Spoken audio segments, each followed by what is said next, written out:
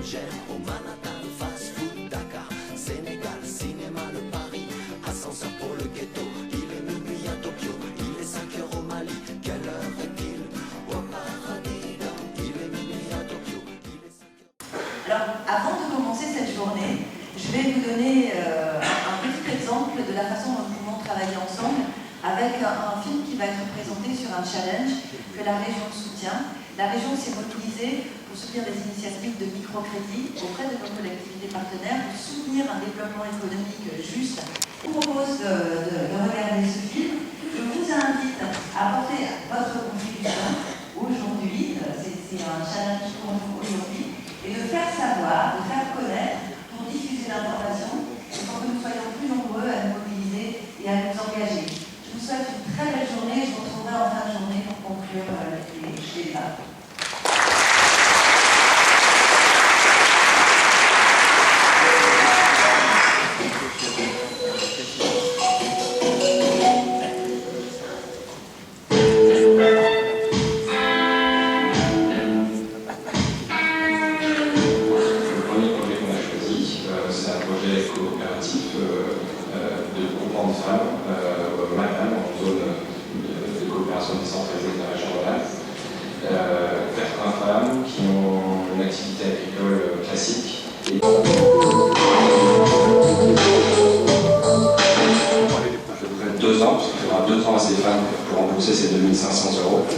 Vous reviendront dans vos tiers-livres et vous permettront soit de financer un autre projet de la région ou un autre projet de Zétique ou de récupérer vos fonds si vous avez décidé de récupérer vos fonds.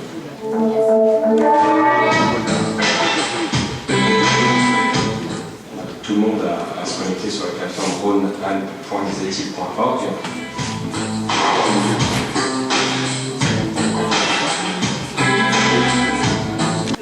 Madame Kourou Salsek, donc Madame Salsek, vous avez été élue maire de la commune de Gundam dans la région de Tombouctou en 2004. Vous avez ensuite été réélue en 2009 et empêché d'exercer votre fonction pendant la période de l'occupation d'une partie du Mali entre avril 2012 et août 2013. Et vous avez été pendant cette période, vous avez consacré beaucoup d'énergie au domaine de la sécurité, à la lutte contre la violence, à la réconciliation, au dialogue, ainsi qu'à la coopération transfrontalière et interrégionale. Et par ailleurs, au-delà de vos fonctions de maire, vous êtes très investi dans les domaines de défense des droits des femmes, de la lutte pour l'autonomisation des femmes, les questions de sécurité alimentaire, le renforcement de la capacité des femmes dans différentes associations ou organisations féminines. Vous êtes aussi très investi pour la scolarisation des enfants et plus généralement du maintien des filles à l'école, également dans la lutte contre l'excision. Enfin, vous avez donc de nombreuses activités au-delà de vos fonctions de maire, et vous êtes également fondatrice et coordinatrice d'un mouvement qui s'appelle Trait d'Union et qui mène des actions de médiation notamment et de réconciliation pour une paix durable au Mali. Et je vous présente également M. Henri Roulier-Dorfeuille.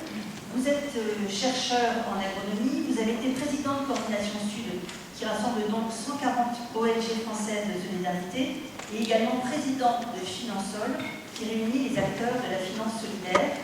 Et vous êtes aujourd'hui membre de l'Académie d'agriculture de France, et vous coordonnez l'année internationale d'agriculture familiale en France. Je vais commencer par vous passer la parole, Madame Kourou Salsek, et aussi préciser, j'en profite pour dire que vous serez également présente à la 12e édition des Dialogues en Humanité qui se tiennent les 4, 5 et 6 juillet dans le parc de la Tête d'Or, donc la semaine prochaine. À vous la parole pour une petite dizaine de minutes chacun, voilà, de façon à laisser ensuite la place aux ateliers. On vous écoute avec grand plaisir.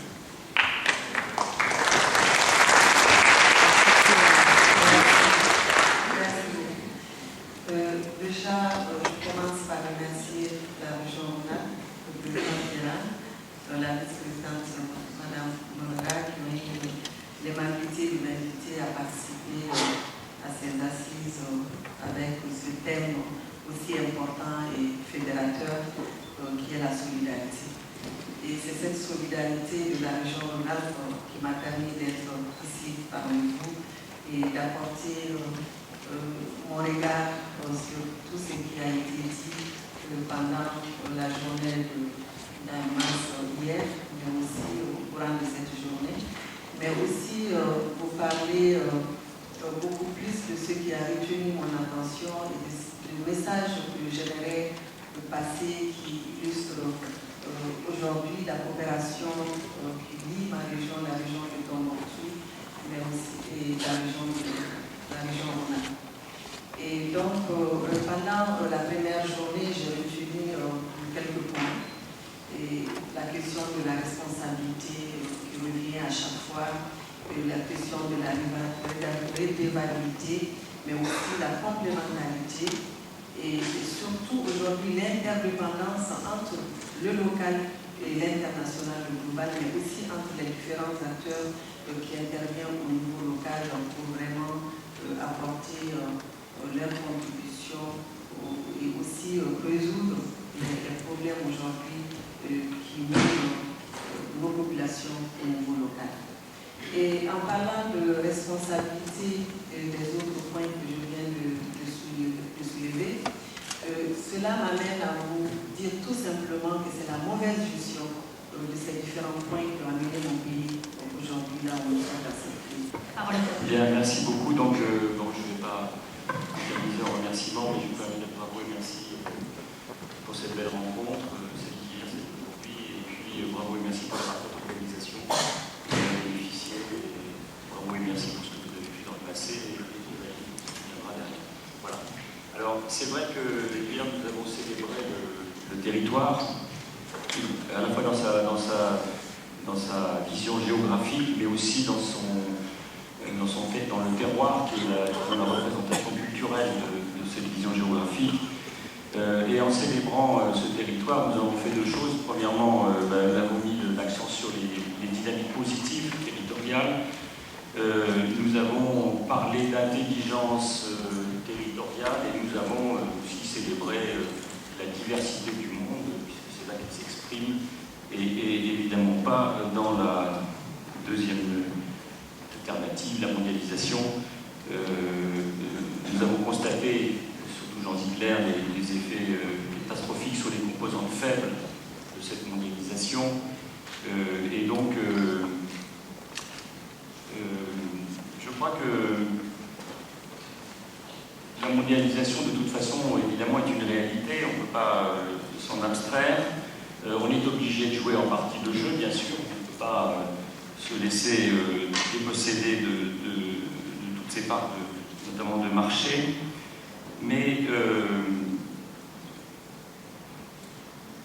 on veut nous faire croire que la mondialisation est le seul moteur de la croissance et que derrière cette croissance, il y a des externalités naturelles, sociales et environnementales qui font le développement. En fait, il faut savoir que la mondialisation s'est construite contre les territoires et contre les sociétés. La stratégie des grands acteurs, qui est logique, rationnelle, c'est de se dégager de toutes ces amarres sociales et environnementales et des responsabilités dans ces domaines.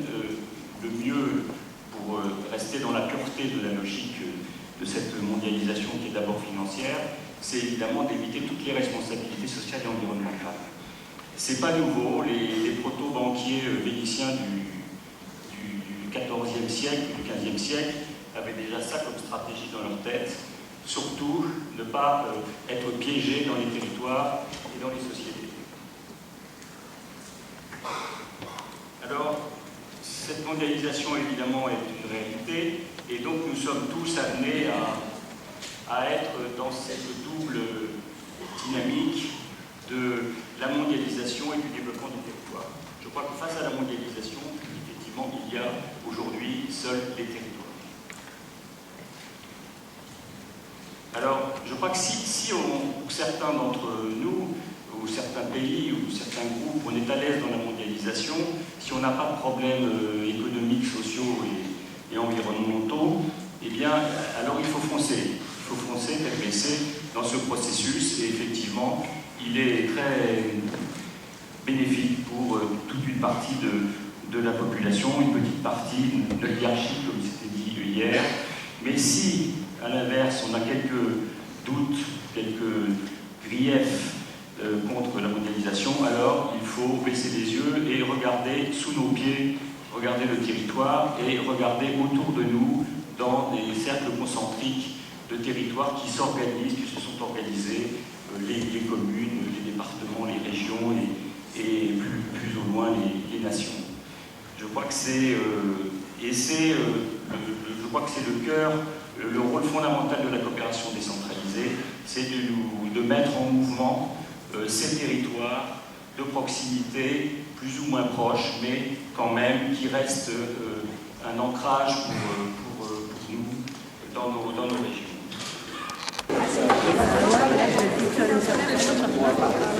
Une petite question.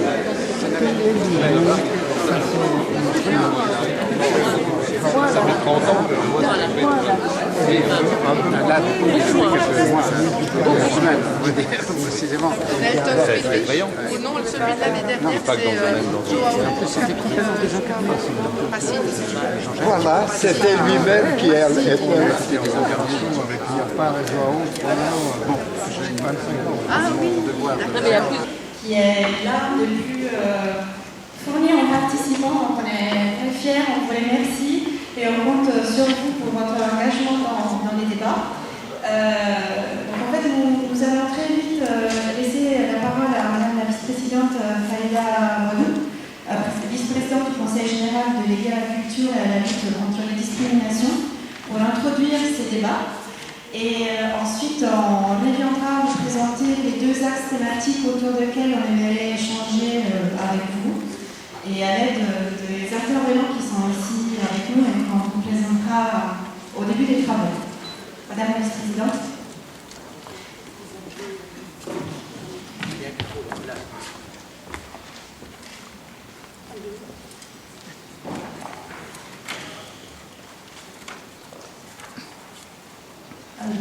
C'est bon, ça marche. Bien, bonjour à tous. Je voudrais peut-être en amont me présenter. Donc Faïda Modou, vice-présidente au Conseil régional, chargée de la culture et de la lutte contre les discriminations. Écoutez, moi d'abord vous dire combien je suis heureuse et fière d'être parmi vous ce matin. D'abord, quand on arrive, on a toujours des grandes interventions préparées, etc. Et puis quand on arrive et qu'on écoute déjà les introductions et l'ensemble de nos partenaires, nos représentants, tout de suite on redevient humble et modeste. Donc je vais essayer d'apporter ma petite contribution à ce débat. Et puis bien sûr répondre aussi à toutes les questions, parce que c'est important aussi, il me semble, de laisser aussi beaucoup d'espace au dialogue et au débat. Je voudrais bien sûr remercier Véronique Moreira, vice-présidente en charge de la coopération, d'avoir organisé ces 5e assises. Bernard, bien sûr, Soulage, qui est aussi vice-président et qui est parmi nous, et le président. J'étais fière également d'arriver ce matin et de me retrouver parmi vous et de me sentir, bien sûr, ronaldine, mais avant tout citoyenne du monde. Et c'est aussi en me retrouvant parmi vous, aux côtés d'Ibrahim, de tous mes collègues sur la table, mais aussi de tous ceux qui sont dans la salle, de me retrouver comme citoyenne du monde. Et c'est important de se retrouver comme ça dans des instants d'échange, de partage, mais aussi de pouvoir peut-être à la fin de cette matinée porter ensemble des projets. Alors moi je ne vais pas rentrer dans le détail de toute la politique culturelle de la région Rhône-Alpes, parce que d'abord ça serait long et pas forcément intéressant sur cette matinée en tout cas, mais je vais essayer d'apporter une petite pierre, une petite contribution. D'abord vous dire qu'en tant qu'élu, ça va M. Boigny ? Bon. Ma petite contribution, c'est de dire d'abord dans quel état d'esprit nous avons toujours construit notre politique culturelle ici avec Jean-Jacques Tirane depuis 2015. La politique culturelle de la région Rhône-Alpes a toujours été portée par les acteurs et les professionnels de la région. Et je remercie ceux qui vont intervenir, puisque c'est aussi des acteurs qui travaillent avec nous au quotidien, mais aussi j'en retrouve aussi dans la salle, donc je ne citerai personne pour n'oublier personne. Donc c'est grâce à eux que j'ai envie de dire que la politique culturelle de la région Rhône-Alpes existe. S'agissant de la place de la coopération et de l'international et de la politique culturelle en matière internationale, c'est aussi à travers eux qu'elle trouve un sens et qu'elle trouve du développement. Tout à l'heure, certains d'entre eux ont cité un certain nombre d'exemples, me semble-t-il, mais tout à l'heure, Jean-Jacques évoquait Africa-Doc, c'est un exemple parmi tant d'autres. J'ai fait un petit recensement hier soir parce qu'il fallait aussi avoir quelques chiffres sur un dispositif qui nous accompagne, nous, depuis 2005 à la région Rhône-Alpes qui s'appelle le FIAC. C'est un fonds qui aide les artistes rhône-alpins à la mobilité internationale. Je vais peut-être essayer d'aller doucement pour la traduction, pardon, excusez-moi. Voilà. Sur la mobilité internationale qui aide les artistes rhône-alpins à partir effectivement dans tous les pays du monde. On a accompagné depuis 2005 plus de 500 projets dans le cadre de ce dispositif autour de 105 pays dans le monde. C'est dire l'importance de ce dispositif, mais aussi d'autres dispositifs sur l'art contemporain. Je pense à des grandes expositions qui ont pu voyager à travers le monde. Voilà. Et sur notre politique internationale, entre guillemets, culturelle et internationale, on consacre en chiffres, puisqu'il faut avoir donné aussi quelques chiffres, c'est plus de 4 millions de dépensés, entre guillemets, sur ce volet-là.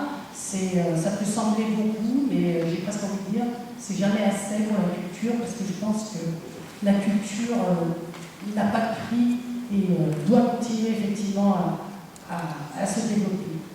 Je terminerai simplement peut-être mon introduction par dire, par rapport au volet international, je suis très heureuse qu'on ait pu mettre ce sujet aujourd'hui dans la coopération internationale.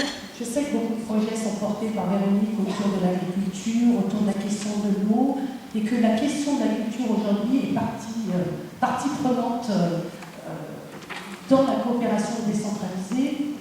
Pourquoi? Parce qu'il me semble qu'effectivement, quand on laisse la culture, les artistes s'exprimer, créer ensemble, de belles choses, de très belles choses sont en œuvre et peuvent émerger. Et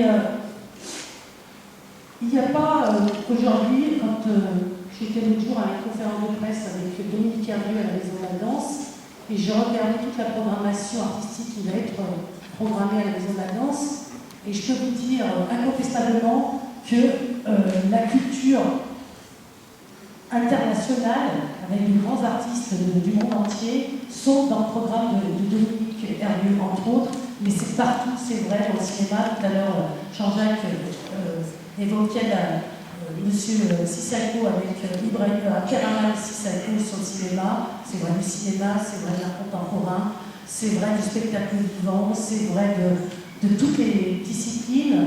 Tout à l'heure, je disais qu'on est en train de boucler un projet sur la musique et l'audiovisuel avec une coopération entre de grands artistes qui s'appelle un CD qui va être diffusé qui s'appelle Cape Town Effect et qui va tourner dans toute la France et j'espère même à l'international. C'est dire combien ces projets sont conséquents, importants. Alors je n'ai pas une liste exhaustive de tous ces projets tant ils sont importants, mais ce que je crois surtout c'est qu'à chaque fois qu'on se positionne et qu'on adopte une posture, j'ai envie de dire, de rencontre, d'échange, de dialogue entre les êtres humains, je pense que l'homme est capable effectivement de créer de belles choses, très grandes, des grandes œuvres, j'ai envie de dire. Donc moi je ne serai pas plus longue là-dessus parce que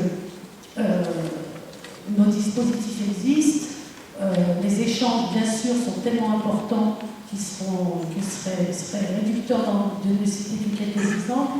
J'ai envie de dire simplement que s'il faut encore faire évoluer notre politique en matière de coopération internationale autour de la culture, nous sommes complètement ouverts, nous sommes à l'écoute, comme nous l'avons toujours été depuis 10 ans, et nous poursuivrons bien sûr sur ce volet-là avec vous, tous les partenaires sur la scène internationale, mais aussi avec tous les professionnels, les artistes de Rhône-Alpes, parce que le plus important, me semble-t-il, c'est que la création artistique puisse continuer, se développer et en tout cas s'inscrire sur la scène internationale. Voilà ce que je voulais vous dire en guise d'introduction, et je reviendrai bien sûr à travers le débat et toutes les questions.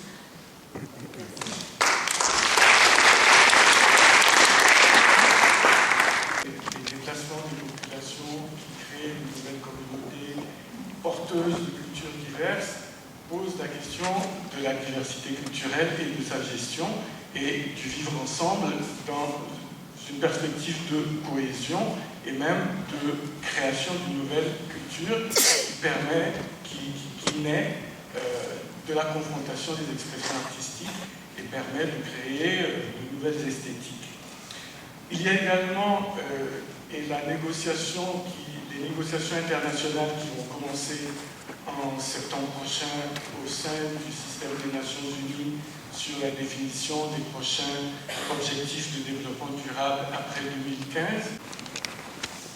Bonjour, moi c'est Julien Labdel, je travaille dans une association qui s'appelle Culture Ailleurs, qui est fondée depuis 1995. Et juste avant de continuer, je voudrais juste... donc j'ai été très content d'entendre la première intervenante qui parlait de culture qui n'a pas de prix. Et dans ce cadre-là, je voudrais juste rappeler qu'actuellement, il y a une lutte des intermittents pour que justement la culture puisse exister dans de bonnes conditions. Mais les actions définies par le label, on les fait depuis pas mal d'années. Nous sommes installés à Villeurbanne. Je suis en même temps directeur artistique du site. Et dans les contrats d'objectifs, il y a la diffusion, enfin un festival qui vient de se terminer qui s'appelle Les Invites. Production et résidence d'artistes dans nos locaux. Il y a à peu près une vingtaine, 20-25 compagnies de France et du monde entier qui viennent chez nous. Et puis le développement international, et voilà cet exemple dont je voulais parler, c'est une rencontre admirable, je dirais, entre des artistes du Burkina Faso il y a 6 ans et la structure Frappaz. Moi c'est Emmanuel Kouela, donc je suis directeur de l'action culturelle de la mairie de Ouagadougou. Alors, ma présence ici est essentiellement pour partager donc, avec vous l'expérience de Ouagadougou, qui a plusieurs exemples en matière de coopération culturelle, qui se situe justement dans la région de Rhône-Alpes. Il s'agit des actions portées à la fois par l'institutionnel, la mairie elle-même, mais également par des acteurs associatifs. Bonjour, Jean-Marie Barbe, je viens du village documentaire de Lussas, dans l'Ardèche, un village de 1000 habitants. On est une quarantaine de personnes à travailler toute l'année autour d'un genre particulier qui est le cinéma documentaire de création. Une dizaine de structures, des associations, des sociétés de production et de distribution. Et depuis une dizaine d'années, on développe un programme de coopération en direction des pays du Sud, au sens très large, en considérant fondamentalement que l'image intelligente est un outil indispensable pour nos collègues du Sud comme pour nous, et qu'il convient d'avoir des actions de formation et de coproduction équitable avec les pays du Sud pour que, ensemble, les producteurs indépendants, les auteurs des pays de là-bas et d'ici puissent produire des œuvres intelligentes au sens où ce sont des regards subtils et non spectaculaires sur le monde actuel. Voilà. Bonjour, je m'appelle Léo Brasileiro. Je ne parle pas français. Je veux donc continuer avec un intérprète. Donc Léo fait partie d'un collectif au Brésil qui étudie la culture populaire, principalement dans le nord-est du Brésil.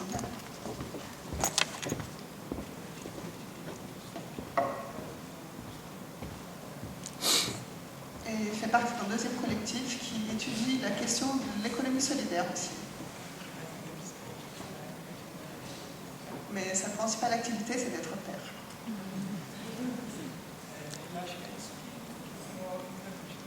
Et c'est ça qui le motive pour continuer.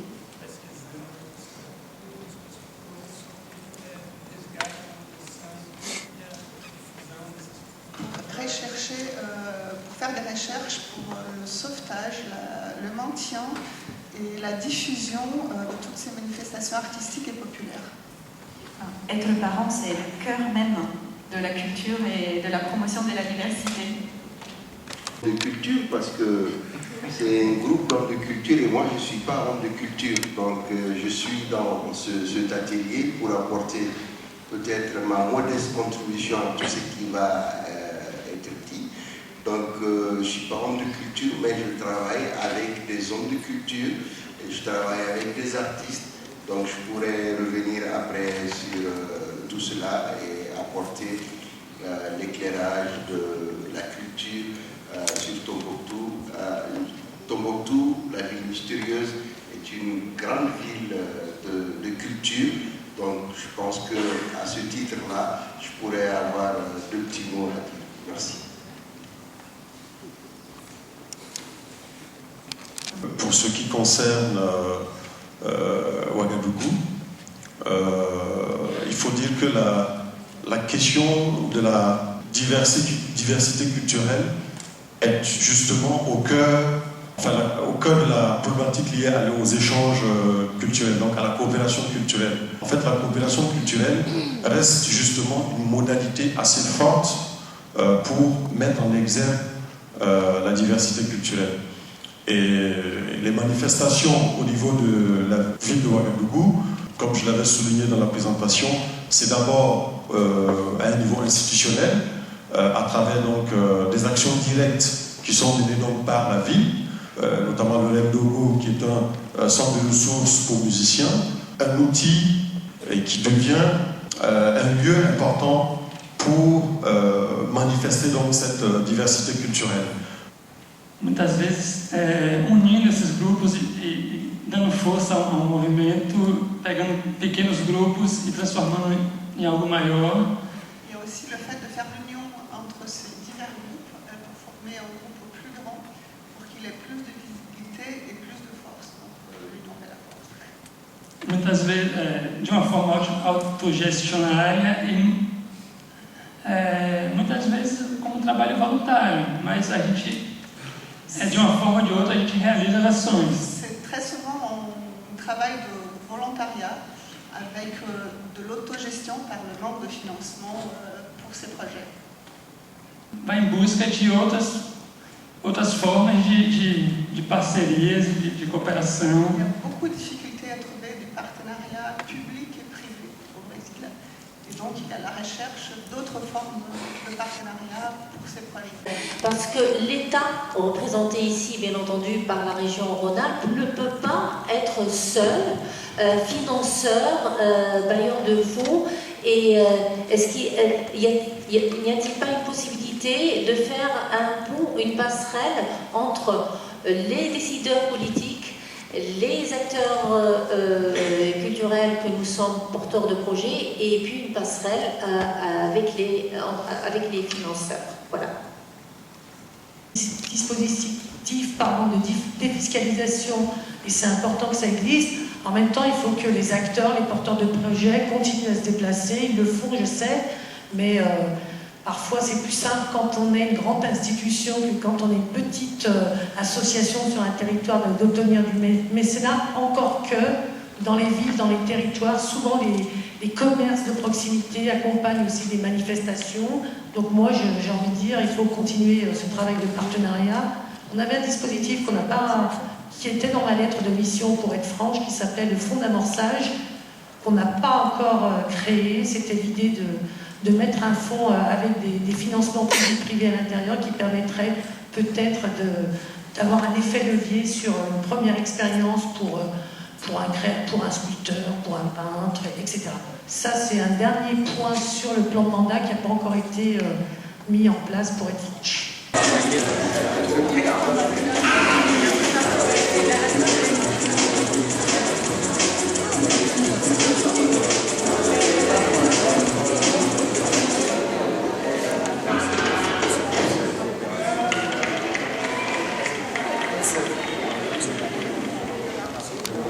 C'est le début d'une nouvelle jeunesse, pas de la mienne bien sûr.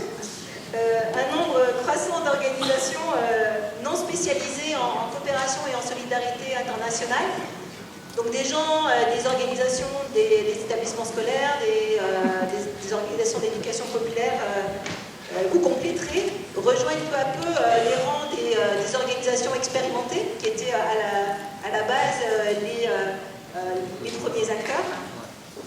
Et ces organisations, elles trouvent en fait un sens à cette rencontre de l'autre que permet la coopération. et aussi elles y trouvent l'intérêt d'une compréhension lucide et partagée des enjeux de ce monde. Nouvelle jeunesse aussi, car le groupement se renouvelle et accueillera d'ici 2015 une diversité encore plus grande d'administrateurs.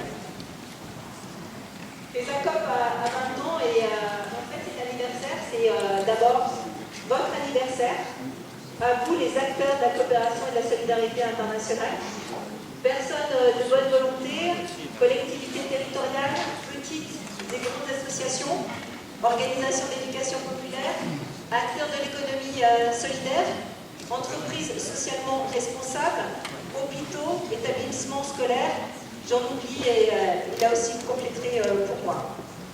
Et je vous cite parce que, bien sûr, sans vous, les FESACOP n'existeraient pas et n'auraient pas de raison d'exister.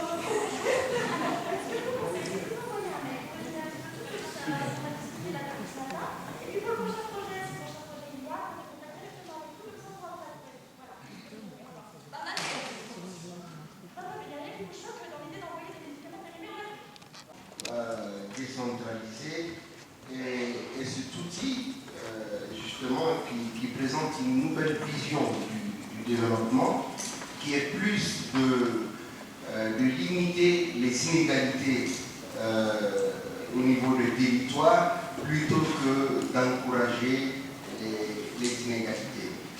Laissez-moi, si vous permettez, vous lire juste une citation encore de notre compatriote Amadou Mpateba qui disait « Dans ce monde moderne, personne ne peut plus se réfugier dans sa tour d'ivoire. Tous les États, qu'ils soient forts ou faibles, riches ou pauvres, sont désormais interdépendants, ne serait-ce que sur le plan économique ou face au danger d'une guerre internationale. »